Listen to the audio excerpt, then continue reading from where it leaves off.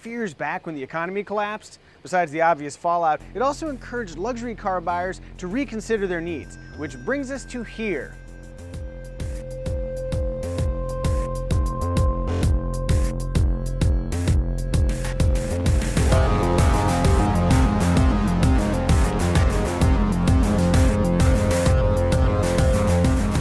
The A3 is Audi's player in the entry luxury segment. The entry part of that statement implies a low price tag. Sure enough, it's possible to buy an A3 sedan for less than $30,000, not including destination charges. That sounds good, but would you actually want to drive the cheapest of A3s? Actually, yes. Bi-xenon headlights, big sunroof, leather seats, and this thin but kind of low resolution 7-inch screen all come standard. Granted, a standard backup camera would have been nice too, but as long as you're not backing up, the base car is lovely. The basic A3 includes front-wheel drive and a 170 horsepower 1.8-liter four-cylinder that can propel it from 0 to 60 in a touch over 7 seconds.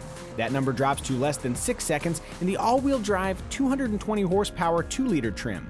Its turbocharged engines exhibit some lag when leaving from a stop, but in general, the A3 gains speed well, thanks in part to a standard S-tronic dual-clutch transmission. This 6-speed gearbox is a winner, shifting with impressive speed and smoothness.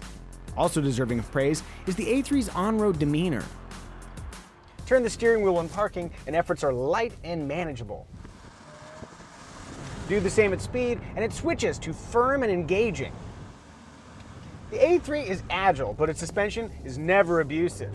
The brakes feel good, the cabin is quiet, and even though it's pretty short in terms of overall length, it's still totally stable on the freeway. Basically, if you're a small car fan, there's a lot to like here. Of course, that lack of size has implications for the interior.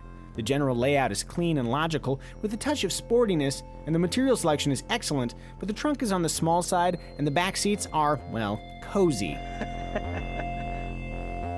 The easy solution is just sit up front. Not only do you gain much needed passenger space, but you also get to fiddle with the climate controls and Audi's new MMI interface. Both are simple and intuitive, but the MMI's low placement makes it hard to visually check which button does what. It's okay though, with more exposure, it should be easy enough to tell how to use it just by touch alone. Like Audi's larger offerings, the A3 option sheet includes some high-end gear. Stuff like a 700-watt 14-speaker Bang & Olufsen audio system, LED headlights, Audi Connect infotainment with Google Earth Maps and text-to-speech functionality, an in-vehicle LTE data connection, and a clever touchpad conveniently located atop the MMI controller that recognizes handwriting. Add to that a driver assistance package with lane keep assist and adaptive cruise control, and the price for a loaded 2-liter A3 creeps up to around $45,000. What else can you get for your money?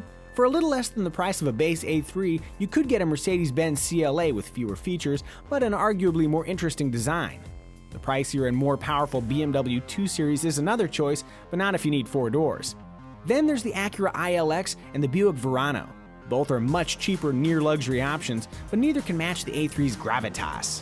We should also mention that over time, the Audi A3 lineup will expand to include a diesel, a high-performance S3, a cabriolet, and an e-tron plug-in hybrid sportback, but at launch, the traditional gasoline-powered sedan is the only play. Just as well, America loves a nice traditional sedan.